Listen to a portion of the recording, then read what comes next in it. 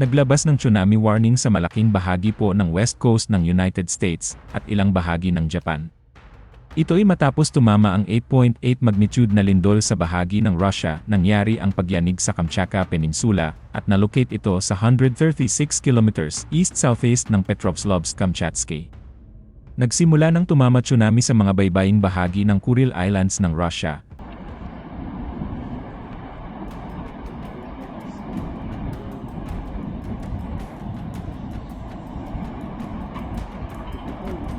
At ang malaking hilagang isla ng Hokkaido sa Japan matapos ang isang malakas, 8.8 magnitude na lindol na tumama sa baybayin ng Russia.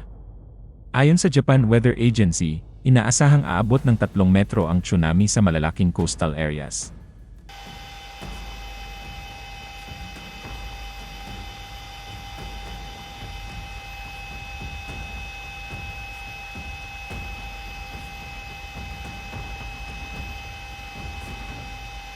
Batay sa ilang mga areas, nagsimula ang evacuation sa ilang bahagi po ng Japan.